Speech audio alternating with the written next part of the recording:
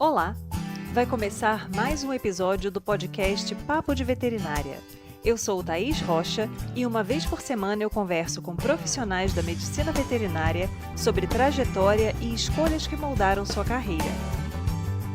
Esse episódio foi gravado pela plataforma Zoom em 24 de janeiro de 2022 e a entrevista completa está publicada no canal youtube.com/papo de veterinária.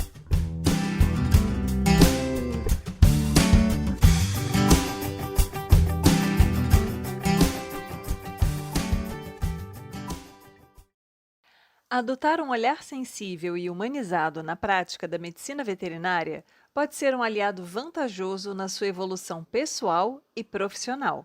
Quem nos conta a prática dessa abordagem é Priscila Camargo Granadeiro Farias. Médica veterinária graduada na Universidade Federal Rural do Rio de Janeiro, ela é mestre em doenças infecciosas pela UFES e atualmente professora de doenças infecciosas e clínica de pequenos animais na Universidade Vila Velha, no Espírito Santo. Ela nos conta sobre sua trajetória profissional, os desafios da maternidade e também como é a atuação no Centro de Controle de Zoonoses e o atendimento humanizado de tutores e de seus animais. Então, seja muito bem-vinda, Priscila. É um grande prazer ter você aqui com a gente hoje. Obrigada, o prazer é todo meu. Pri, eu vou começar com a pergunta clássica. A escolha pelo curso de medicina veterinária, como é que foi? Eu sempre amei os animais, eu sempre fui aquela criança que vivia atracada em gato, né? A primeira palavra que eu aprendi a falar foi Mel, que é o nome da minha gata. Então, assim, era uma criança envolvida naquele movimento ali com os bichos.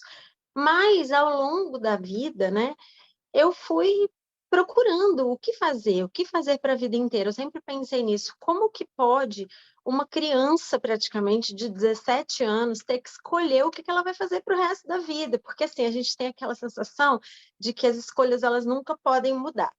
Então, eu comecei a ficar desesperada procurando o que eu ia fazer. Eu amava biologia, então eu falei, não, vou ser bióloga. E aí eu comecei a ficar meio desmotivada com a biologia. Eu falei, não, peraí, eu queria mais, eu queria umas coisas que não tem naquele curso. Deve ser muito bacana fazer, mas eu quero outras coisas. Eu quero lidar direto com o animal ou com a pessoa. Então, o que eu vou fazer? Veterinária ou medicina? Aí aconteceu um evento na minha vida, que foi a minha primeira gravidez, a minha vida toda permeada pela maternidade. Então, eu fiquei grávida na adolescência, sabe, o vestibular na boca, super promissora, a escola, assim, sabe, investindo em propaganda e tal, e eu grávida. E aí aquilo ali me deu um banho, falei, o que eu faço? Aí deu uma baixada na bola, eu falei, vou segurar. Fiz vestibular para a UFRJ para fonoaudiologia, passei. Nunca fui, claro, né? Fazer o que lá? Fiz minha inscrição para o vestibular da UF. Eu acho que eu até passei, mas não lembro, não acompanhei. Parei de acompanhar. Fiz para UBM na época, para veterinária. Foi o que eu fiz para veterinária. Aí eu fiz assim: nem vou fazer mesmo, né? Porque ali tinha uma condição. Eu precisava passar para uma federal, tinha que passar para uma faculdade pública, não tinha escolha. E aí eu passei em primeiro lugar na UBM. E aí era para veterinária. Eu falei, cara, o que eu faço? Porque assim, o universo está me mostrando o tempo inteiro qual é o meu caminho. Falei, vou deixar para lá. Não vou mesmo, não vou ter dinheiro para pagar, então vou deixar para lá. Na época era muito mais difícil conseguir fiéis, enfim. E deixei. Até que eu soube que passando em primeiro lugar eu teria bolsa integral. Aí me gerou uma frustraçãozinha. Essa frustraçãozinha mexeu comigo. Então, quando eu fui fazer novamente vestibular, né, eu fiz 2 vezes Enem, eu fiz inscrição para 2 vestibulares. Olha a história mais louca da vida, né? E deixei, falei assim, Deus, escolhe para mim. Não queria, não foi intencional, mas os dois tinham provas no mesmo dia. Aí começa a burrice, que você gasta dinheiro fazendo inscrição e não vai. Um era para direito na UFJF e a outra era da rural para veterinária. Fui, gastei com inscrição, gastei com passagem, gastei com comida, tudo. Eu falei, quer saber? Eu vou fazer o da rural, que era em Volta Redonda, a cidade do lado, e que era para veterinária. E aí é como se você tivesse naquela sensação, assim, de conforto, de estar fazendo aquilo que você precisa fazer.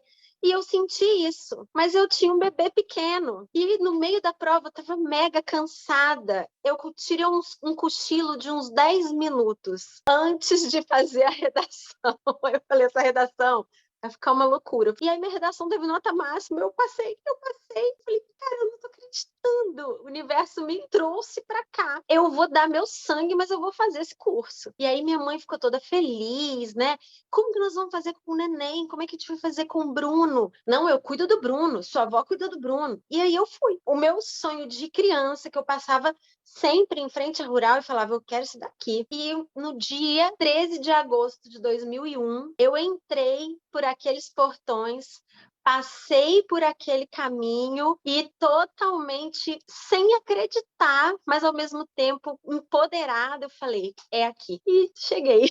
Ai, gente, é muito maravilhoso ver a sua história, assim, porque às vezes a gente conhece a pessoa, né? Eu conheci a Pri de corredor lá na Rural e depois a gente calhou de trabalhar na mesma instituição, a gente tinha amigos em comum na época da faculdade.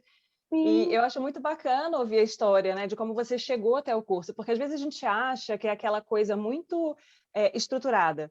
Ah, eu queria fazer veterinária, eu fui, fiz vestibular, passei, cursei veterinária, e foi isso. E a gente percebe que na vida de cada um tem uma série de questões que às vezes te empurram para aquilo. Então, às vezes a gente fica em sim. dúvida, a gente questiona várias vezes, ah, será que é isso mesmo? Será que é esse curso? Tem a questão que você trouxe, né? A gente escolhe a profissão ainda muito jovem, e uma questão que eu acho interessante, que tem surgido muito na minha vida ultimamente. Essa coisa que a gente fala assim, ah, escolher a profissão que você vai fazer, né? O curso que você vai fazer na faculdade é uma escolha do que você vai fazer para o resto da vida. E aí isso é quase uma sentença, né? Se você escolheu, se É, tipo, ferrou, é você isso não que você vai tem outra fazer, opção. Se você não fez a sua escolha certa, tá ferrado. O já resto da era. sua vida você vai ter que trabalhar com uma coisa que você não quer. Exatamente. E aí a gente fica, às vezes, isso tem um peso que às vezes a gente não consegue dimensionar, né? Então, eu acho que é muito importante as pessoas também terem a mente aberta de que existe essa necessidade de você vivenciar de fato o seu curso da universidade, quais são as opções que são oferecidas. E a gente traz muito no canal essa questão de, às vezes, você entra na expectativa de trabalhar numa área, vivencia aquilo e fala, cara, não é isso, e aí acabou a minha vida, né? Eu não vou poder fazer mais nada. Mas a veterinária tem uma gama enorme de alternativas para quem deseja trabalhar com medicina veterinária. E aí você pode, desde aquele contato, né, 100% com o animal o tempo todo, até nem ver a cara do animal a sua vida profissional inteira. E você ainda assim Total. ser médico veterinário. Eu acho que é bem interessante a gente ressaltar isso, né? Porque às vezes naquela ingenuidade, naquela imaturidade da juventude, a gente acha que sentenciou. E aí, então, Priscila, como é que foi a questão da escolha de área de atuação? Você já entrou na medicina veterinária com o desejo de trabalhar com pequenos animais? Ou foi, assim, entrou de mente aberta para tudo e qualquer coisa? Fui totalmente envolvida. Eu sempre amei os bichos, eu tinha gato, tinha cachorro. A gente não tinha hábito de levar veterinário, porque a gente era do interior, tinham pouquíssimas clínicas veterinárias, era assim, um serviço que era muito pouco acessível para a população em geral e muito pouco visível, eu diria, sabe? Então a gente só pensava assim, ai, será que seria legal levar no veterinário? Quando aparecia uma gata machucada, tinha uma distocia e tal. Mas, em geral, a gente, lá em casa, a gente nunca teve um problema maior que precisasse de levar assim. E não era cultural mesmo, eu nunca tinha entrado num consultório de pequenos. Mas, durante toda a minha infância, toda a minha vida, eu ia para sítio da minha tia, né, da minha tia-avó, e eu chegava no sítio, eu tinha muito contato com galinha, eu tinha muito contato com bovinos e cavalos. E eu sempre curti muito o contato com os ruminantes. Então, eu falo que eu adoro o cheiro de cocô de vaca. Para mim, eu fico igual o tubarão do Nemo. Quando eu sinto aquele cheiro, chega o meu olho fica pretinho, assim, a pupila dilata. De tanto que aquilo me remete a memórias afetivas. Eu adoro. Aí eu comentando isso com um aluno uma vez, ah, professor, isso aí é cheiro do dinheiro. Mas para mim era o cheiro da infância, era um cheiro delicioso. E aí eu entrei na rural e falei assim: é isso que eu vou fazer, vou trabalhar com bovinos, vou sentir o cheiro que eu mais adoro e ficar ali com os bichos e curtindo e tal com eles, aquela ingenuidade de achar que você vai lidar com um animal vivendo aqui naquela superficialidade, só a parte boa. Você vai fazer medicina preventiva, eventualmente você vai salvar a vida dele igual uma MacGyver, né? Uma coisa assim super surreal, mas que você é totalmente capaz de fazer. Não tem morte, não tem nada, então é ali que eu vou ficar. E aí eu fui desconstruindo essa ideia ao longo do curso. Essa dissociação expectativa-realidade, ela às vezes pode ter um impacto muito grande, porque pode ser uma coisa que desestimula completamente a pessoa a continuar. Às vezes a gente Verdade. vê alguns alunos vindo com essas questões de, nossa, eu queria tanto isso aqui, mas não é nada do que eu imaginava, então assim, acabou. E é importante a gente conseguir entender também, que eu acho que é uma outra questão que eu gosto de trazer, que às vezes você vai encontrar uma série de barreiras em uma área que você gostaria de trabalhar, que não estão de acordo com quem você é enquanto pessoa, com as suas crenças, com aquilo que você gostaria. Eu não gostaria que a minha atuação com ruminantes envolvesse a questão de produção, de você eventualmente ter que fazer eutanásia ou abater um animal porque economicamente não vale a pena tratar. Mas mesmo dentro de uma área como a clínica de animais de produção, a gente tem várias vertentes que permitem que você trabalhe numa abordagem que tem mais a ver com os seus conceitos. Então, acho que na época que a gente estava na graduação, bem-estar animal não estava tão em voga quanto está hoje, mas Não, existem pessoas nada. que trabalham fazendo esse monitoramento hoje em dia. A primeira vez que eu tive essa noção foi quando eu tive contato com o trabalho da Temple Grandin, que é toda voltada para o bem-estar dentro da produção. Aí a ficha caiu, eu falei, não, pera, tem alguém trabalhando para o bem-estar, para legitimar aquele animal esteja ali a serviço e ele não sofra desnecessariamente. Para trabalhar isso, sabe? Estar ali em defesa do animal, ainda que esse animal vá ser abatido. Então, isso para mim foi um divisor de águas. Primeira coisa, marcou muito para mim. E nem era mais a minha área de interesse, mas o bem-estar sempre foi. Então, isso já fez eu ter uma ideia, sabe? Abriu a cabeça. Porque também eu acho que esse impacto inicial, ele tem muito a ver com a forma com que o aluno ele é apresentado às disciplinas no início do curso. Primeiro que o início do curso ele não costuma ser muito atrativo, ele não tem as disciplinas mais interessantes da vida. A gente começa especialmente interessado pela histologia e pela anatomia, porque ali a gente vai ter um contato mais próximo, né, com os tecidos ou com os animais mesmo que em cadáver. Só que aí a gente começa a ver que o buraco é muito mais embaixo porque são matérias pesadas, é difícil, então é muito bicho para decorar, é muito forame, é muita tuberosidade, é muito tipo de tecido, de célula, tudo. Então aí você já começa a ver, cara, aquilo que eu esperava amar, para mim está sendo mega desafiador. Eu gosto, mas eu tenho que me dedicar muito para conseguir fazer bem feito. E tem umas outras matérias várias que não me atraem nada, que eu nem esperava encontrar aqui, e que estão aqui no curso enchendo a minha grade, sendo que eu podia estar parada, dedicada somente àquilo que eu queria. Então, nesse início, realmente esse impacto eu acho que contou muito para eu não ter uma ideia clara daquilo que eu encontrei. Eu comecei a ter uma ideia um pouco distorcida, ao mesmo tempo muito aumentada de algumas coisas. E teve algum profissional, ou médico veterinário, né, de alguma clínica, ou algum professor que tenha sido assim uma referência para você quando você optou pela área de pequenos animais? Alguém que se olhou assim e falou: gente, eu quero ser igual essa pessoa quando eu crescer. Sim, pela área em que trabalhava, que eu descobri que existia, né, que foi a professora Heloísa, ela trabalhando só com felinos, para mim, aquilo abriu a porta do céu. Eu falei, é isso, tem alguém fazendo o que eu quero para minha vida. E aí eu descobri felinos ali. Mas eu, ao mesmo tempo, fui totalmente enlaçada, né, abraçada pela dermatologia, pela professora Regina Ramadinha, que também era maravilhosa. Eu não cheguei a ficar muito tempo, né, ali naquele estágio. Eu tinha muitas outras coisas a pensar, porque eu já era mãe e eu tinha pouco tempo, mas para mim foi assim, o auge. Eu descobri que tinha um espaço para você lidar com o animal, para você trabalhar com muita qualidade, ao mesmo tempo você usar microscópio na sua aula, na sua consulta, e ao mesmo tempo você ser extremamente acolhedor com o tutor. Então, ali me marcou demais em relação à clínica, essas duas profissionais. Mas cheguei, assim, no ápice da minha meta traçada na faculdade, quando eu fiz doenças infecciosas mesmo. E eu cheguei na aula do professor Clayton, e eu fiquei encantada com a disciplina. E aí eu falei, bom, doenças infectas, a gente só aprendia de grande. Mal aprendi sinomose e parvo. O resto foi tudo de grande. Mas existe doença infecciosa de gato, existe doença infecciosa de cachorro, eu vou atrás disso. E aí eu falei para ele, eu falei, um dia eu vou ser professora de doenças infectas igual você, só que eu vou dar aula de pequeno. E aí, nananana, as coisas foram acontecendo ao longo de 15 anos de dedicação, de estudo, buscando, mas hoje eu sou professora de doenças infecto e dou aula de pequenos. Essa sua fala reforça bastante a questão, né, da responsabilidade que o professor tem de marcar a vida de um aluno, e a gente espera, né, de forma positiva e não de forma negativa, né, porque a gente também ouve relatos de professores que traumatizaram alunos, falaram, pelo Nossa, amor de Deus, nunca mais essa área aqui, porque não tem como, né?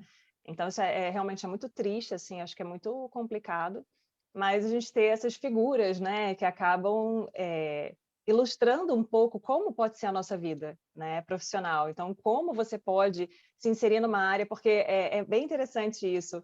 Eu tenho mais ou menos esse mesmo histórico de você, nunca tive 18 gatos, né, eu mal tinha animal de estimação quando era criança, mas, assim, eu não tinha a vivência de levar um animal de estimação para o médico veterinário, porque a minha mãe pegava cachorro, a gente ficava com o cachorro um tempo, aí ficava muito grande para o apartamento que a gente morava, e dava o cachorro para outra pessoa, então nunca tive aquele ciclo completo, né? Do uhum. cachorro começar a envelhecer, ficar doente, precisar ir no veterinário, de vacinar, de nada.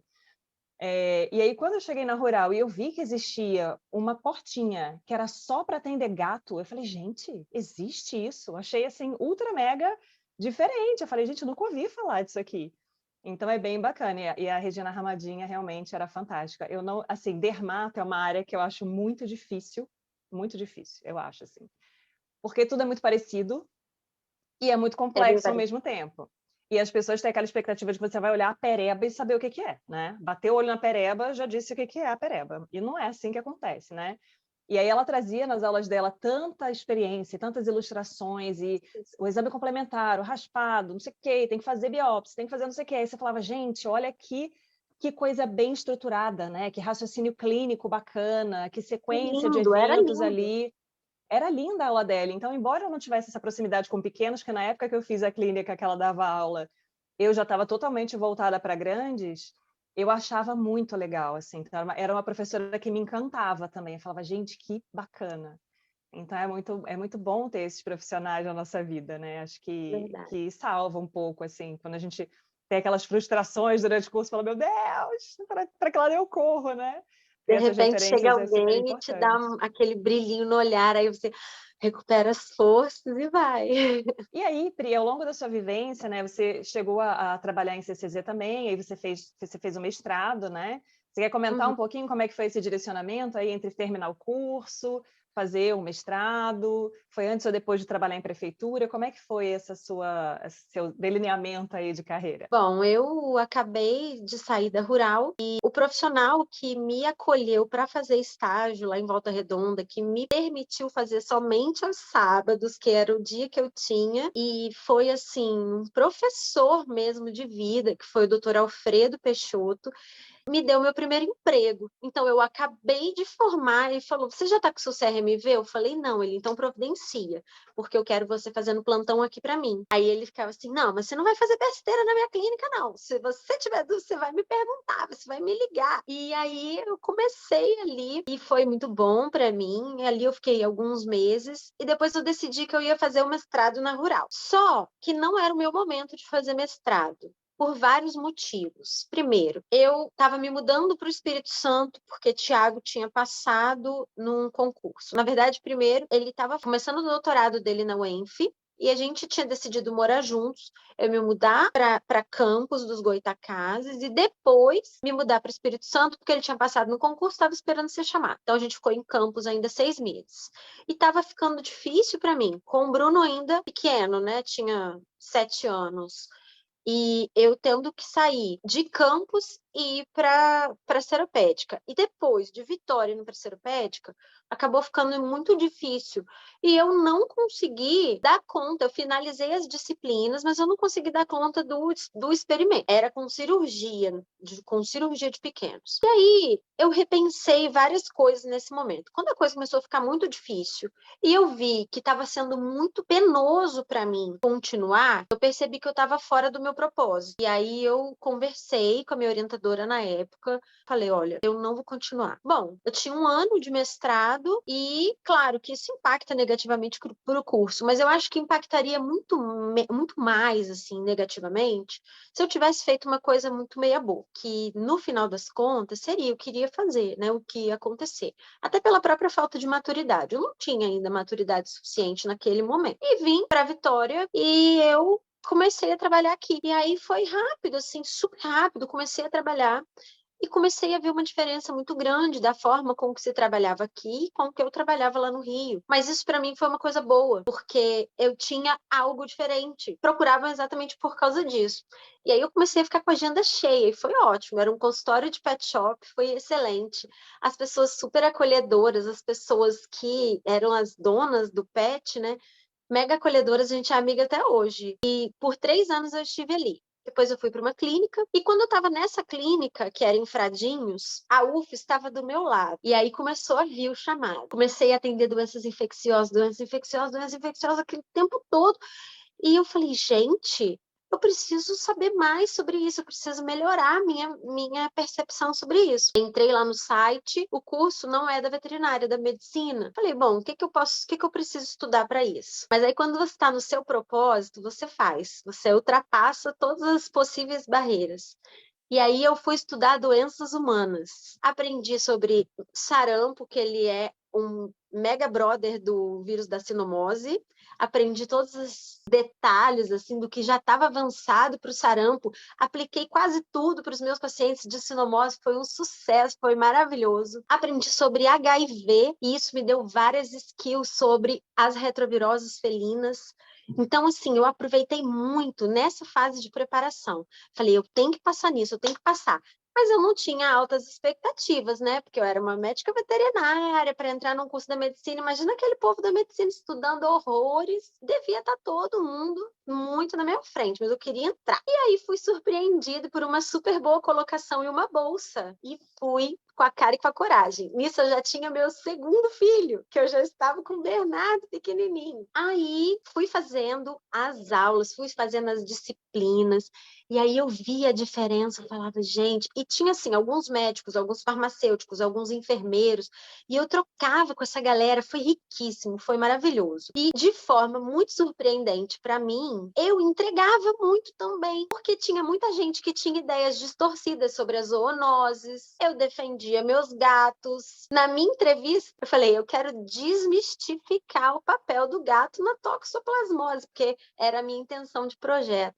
Aí o professor que estava me avaliando, ele falou, você não acha que isso é muita pretensão? Eu falei, talvez. Por que você acha que o gato não é o vilão? Eu falei, então eu vou te falar por que que o gato não é o vilão. Aí comecei explicando tudo para ele e ainda disse mais. Eu falei, e eu tenho vários exames que eu venho colhendo ao longo dos anos de gatos que têm tutoras gestantes que me procuram com super dúvidas a respeito dessa relação do felino com a gestante e que eu faço o teste para saber se eles têm toxoplasma e eles não têm. Aí ele, então você tem um viés? Eu falei, tenho esse viés. Esse viés da minha vida, da minha vivência. Mas esse viés, ele se repete. Se eu pegar os artigos, né, que são produzidos pelo pessoal da veterinária, que são feitos experimentos grandes com os próprios gatos, você vai ver que a taxa de prevalência nos gatos é baixa. E que tem uma série de questões aí para poder a mulher se infectar. E aí foi, eu acho que ali que a coisa aconteceu, que a magia aconteceu. Eu achando que eu estava me lascando, eu falei, pronto, estou desafiando o homem, ele não vai querer mais que eu fique aqui, falou que eu sou pretensiosa, e passei. Então foi muito bom para mim ter esperado esse tempo, ter tido experiência, ganhado maturidade e fazer as coisas no meu tempo. Era o tempo que eu tinha, porque eu tinha filhos, era o tempo que eu precisei para amadurecer as ideias na minha cabeça, e quando eu estava nesse lugar, eu senti que era ali que eu tinha que estar mesmo. E segui. A prefeitura de Cariacica foi um concurso que eu fiz, muito incentivada pelo Tiago, meu marido. Ele falou: ai, faz um concurso e tal, essa vida de clínica, né? Meio assim, incerta. Vai, faz um concurso. Aí eu fui fazer o concurso, mas aquela coisa assim, nem queria. Estudei, apareceu esse de Cariacica, eu fui lá e fiz. Passei também em primeiro lugar. O universo, ele é claríssimo para mim. Ele, tipo, filha, você não tem o direito de duvidar. Aí eu passei e fui. A primeira coisa que eu fiz foi ligar para uma pessoa que eu conheci. Eu falei assim, cara, fala a verdade, vocês fazem eutanásia aí o tempo inteiro? Como é a situação de trabalhar no CCZ? Porque se for assim, eu nem vou. Não, não, não pode vir, você vai ver, você que é clínica, você vai aproveitar, vai ter muita coisa que você vai poder fazer, vai ajudar os animais. Você faz cirurgia, então vamos, você vai ser muito bacana, vai agregar. E aí eu me encantei demais por esse serviço. Eu falo que foi uma das maiores escolas que eu tive, porque foi o meu contato de peso mesmo com o SUS. Eu já tinha tido na UFES. Eu tive um contato de peso com o SUS, com o papel do SUS na vida da sociedade, que é assim, surreal. É uma organização linda, linda de se ver, de se viver e de estar dentro. Eu tive contato com animais que estavam passando por situações extremamente difíceis e de poder ali fazer assim a medicina veterinária raiz, sabe? De tirar o animal da situação de quase lixo, real mesmo. Gente, eu tinha que estar aqui mesmo. Eu precisava muito estar nesse momento, nesse lugar, com esse salário, mas com essa atividade e ver isso. E alguns tutores que vinham, sabe, com demandas muito grandes e que não tinham a menor condição de fazer alguma coisa. E aí eu comecei a aprender que não dá para a gente julgar. Comecei a ver que tem situações e situações. E é o que você disse lá no início. Às vezes a gente tem uma ideia, mas se a gente não tiver aquela moral de falar assim, não, eu vou fazer, eu vou mudar esse contexto, a gente vai viver naquilo mesmo. Em um ano, a gente conseguiu adoções para 120 animais. E a gente fez um escarcéu para conseguir montar um super centro cirúrgico e castramos por dia em torno de 9 animais. Então, teve um serviço prestado à sociedade que foi muito bom. Então, para mim, aquilo ali foi assim maravilhoso, experimentar uma outra forma de fazer medicina veterinária. Sim, a gente pensa, né, naquele preconceito do que é o trabalho em um CCZ, e eu acho que bate muito com aquela sua primeira pergunta, né? Escuta, eu vou ficar aqui só fazendo eutanásia de animal? Se for isso, eu não quero, né? Não é esse o meu propósito. E a gente sabe também que quando a gente pensa em serviço público, a gente vê isso dentro de várias instituições, se tem uma equipe focada em um objetivo comum, dá para fazer muito mais coisa, né? Às vezes você tem uma pessoa com muito boa vontade, com muito empenho, querendo fazer muita coisa, mas ela vai perdendo força porque ela não tem ali uma rede que contribua para que a coisa evolua. Então, se você tem um gestor, por exemplo, que barra todas as suas ideias, que não te dá uma força, que não deixa nada ir para frente, você não tem muito o que fazer. Mas eu acho que tem essa coisa do universo conspirar a favor, né? E te colocar Super. junto de pessoas ali que estão dentro daquele mesmo propósito, daquele mesmo objetivo. Eu queria até que você falasse um pouco mais sobre essa questão do papel do médico veterinário, né? A questão do SUS, porque eu acho que a gente tem muita dúvida, muita coisa que não fica clara. Do que se faz dentro de um CCZ? Qual é a proposta da instituição? Olha, dentro do SUS, o médico veterinário ele pode atuar em diversas frentes, mas principalmente na vigilância epidemiológica, eu trabalhava na vigilância epidemiológica como médica veterinária do CCZ, mas também tem médicos veterinários da vigilância que trabalham mais assim com a estruturação, com as estratégias, com o SINAM, e tem o médico veterinário da vigilância sanitária, que geralmente é aquele que vai visitar os estabelecimentos que produzem alimentos, que têm alimentos principalmente de origem animal, as clínicas veterinárias, né? Então, aí por aí vai. Agora, já temos o médico veterinário inserido no programa de saúde da família, mas isso ainda está engatinhando. Como médica veterinária do CCZ, eu entrei para trabalhar na raiva. Então, os cachorros que eram atropelados na rua, em via pública, Eles poderiam estar naquela deambulação da raiva, aquela deambulação compulsória. E aí a gente precisava pegar e colher o material e enviar para o IDAF para saber se tinha o vírus da raiva ali. Os animais que agridem pessoas e precisam ser observados. Então, a observação, ela é atribuição do médico veterinário. Na prática, quem faz as observações na maioria das prefeituras são os agentes de saúde ou os auxiliares de veterinário. Mas esse não é o certo. E aí nós conseguimos mudar isso com a nossa equipe. Pelo menos a última observação de todas as observações que eram feitas, que são 3 visitas ao menos, a última tinha que ser feita por um médico veterinário. Não tínhamos número suficiente de veterinários para fazer todas. É muita agressão. Você não faz ideia do tanto de pessoas que é mordido por final de semana, principalmente. E também, pensando na questão da prevenção, a gente fazia educação em saúde, porque, né, uma vez que a gente incentive posse responsável, a gente já está prevenindo raiva, a gente incentivando as pessoas a vacinar, mais prevenção ainda, e castrando os animais, a gente diminui um pouco o impacto dessa superpopulação. O que impacta mais mesmo é que cada um se responsabilize pelos seus animais. E aí, além disso, a gente também promovia as campanhas da raiva. Então, tem que fazer o cálculo da população e montar os esquemas todos. Tudo foi se moldando para te direcionar para uma experiência que você já vinha com o olhão lá desde a graduação, tipo, nossa, infecto-contagiosos, gostei muito, um dia eu vou ser professora dessa área. E você passa por uma experiência de CCZ, né, que te traz toda essa bagagem, que não é só teórica, né, você vive isso ali no período que você fica naquela instituição, e aí depois você, fazendo lá o seu mestrado, tem uma bagagem enorme aí para ser uma professora mega qualificada de doenças infecto-contagiosas, com enfoque em pequenos animais, que é muito bacana. Para uma pessoa que vivencia a clínica de pequenos animais, da forma como a gente conhece, tem lá um pet shop com um consultório, tem uma clínica, mesmo um hospital, normalmente a gente não tem uma pessoa que atende só doença infecciosa. A doença Uhum, infecciosa é uma parte da rotina que a pessoa atende, mas é ali sim, uma pecinha dentro de todo um quebra-cabeça, né, que tem muitas outras condições ali que são abordadas também. é isso mesmo. E, inclusive, quando a gente pensa assim, né, onde eu mais vou atender doenças infecciosas? Você quer atender muito infecto? Você vai ter que se direcionar para o consultório de periferia, você vai se direcionar para o interior.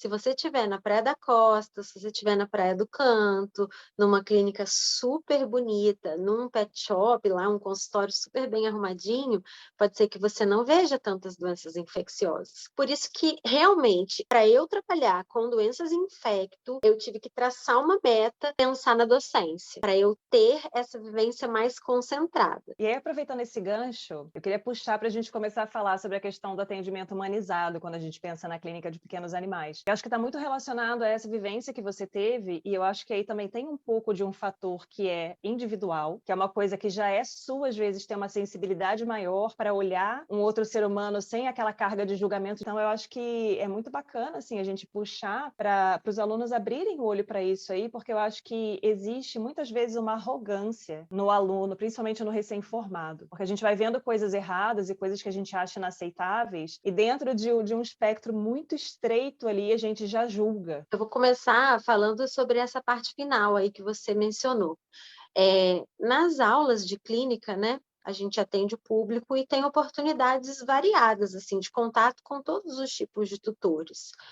E, inclusive, tutores que vão, pagam a consulta e não conseguem pagar nenhum exame mais. Ou que até pagam a consulta, pagam exames, mas que depois não conseguem comprar os medicamentos e voltam na revisão sem ter concluído o tratamento.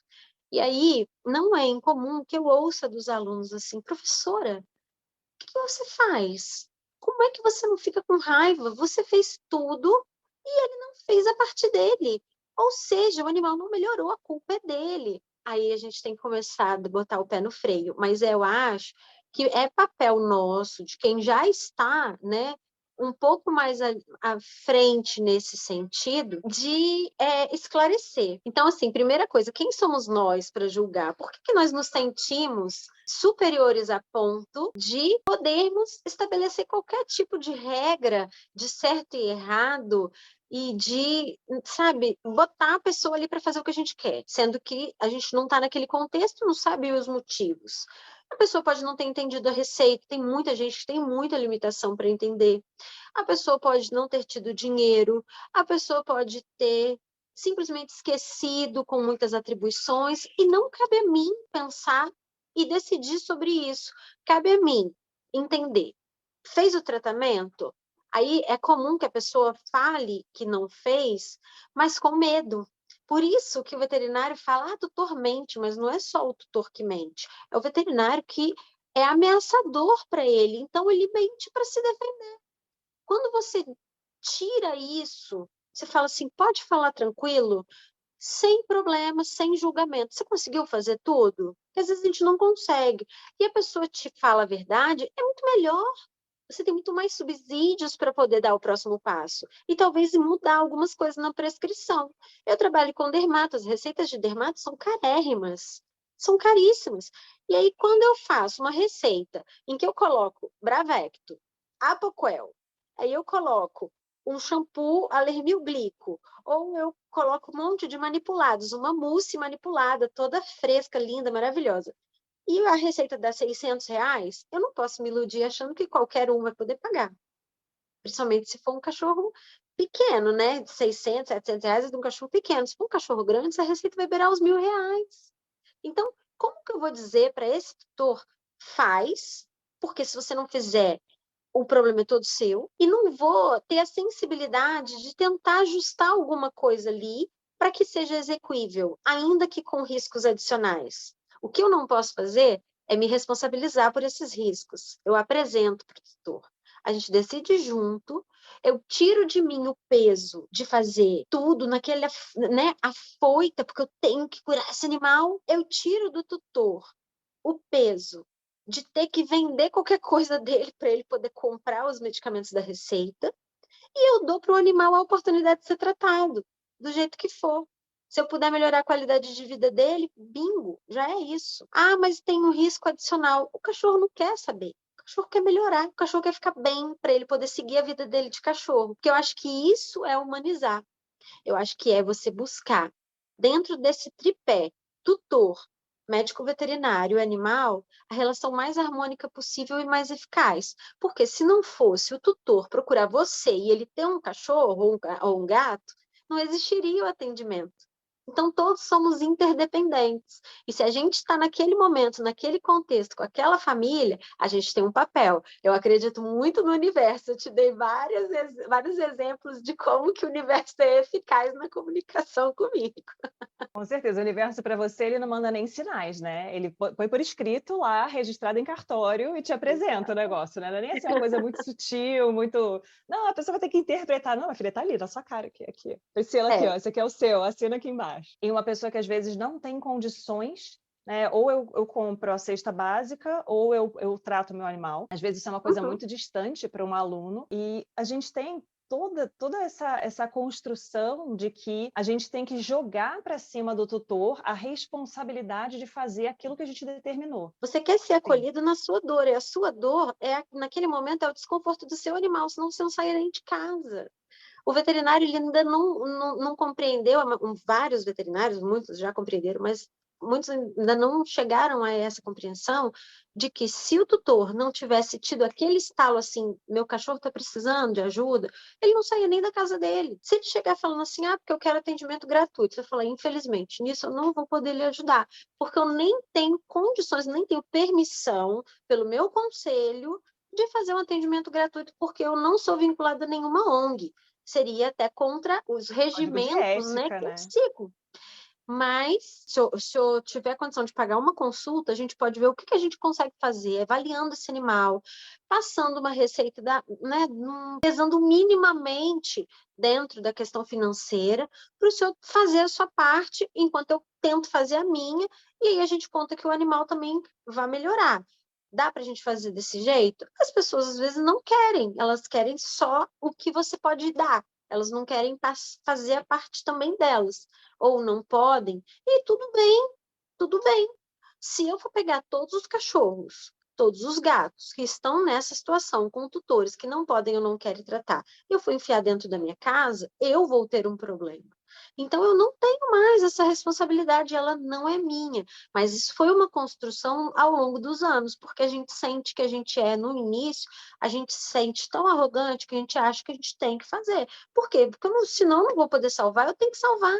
Se eu não salvar, não presta para nada. Mas aí a gente vai vendo que dá para você trocar isso por uma outra forma de trabalhar, que é muito mais prazerosa e é muito mais eficiente, que é você acolher aquelas dores daquela família, do animal que veio para você precisando de ajuda e daquela família que veio trazendo esse animal que também está precisando de ajuda. Às vezes a pessoa só precisa que você pegue na mão e fala, eu te entendo. A gente não ficar apontando o dedo para os nossos colegas. Nós merecemos tanta compreensão e indulgência como qualquer outra pessoa. E dentro da medicina veterinária, esse comportamento é muito comum. A coisa da competição e da briga, e de um apontar o dedo para o outro e apontar os erros, sabe? E se a gente for minimamente, né, humano, a gente vai ver que todo mundo pode errar, e ao mesmo tempo que o que um viu e passou uma semana pode não ser a mesma coisa. A gente sabe que é assim.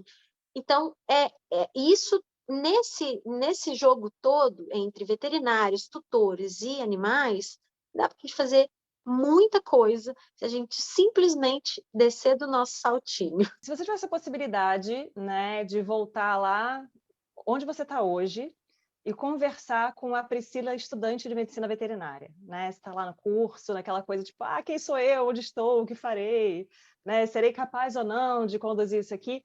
O que você diria para a Priscila, estudante, com o que você sabe hoje? Eu acho que uma das coisas que eu diria para ela era para ela confiar nela, que daria certo, porque em muitos momentos eu não confiei, eu não acreditei que eu tinha conquistado a vaga, eu não acreditei quando eu fiz a prova do CRMV e passei super bem, eu não acreditava que as coisas estavam acontecendo.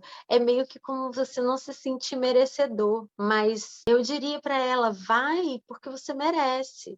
E não é porque o seu tempo é diferente, que você já é mãe, você não pode fazer todos os estágios, todos os cursos, que você vai ficar para trás.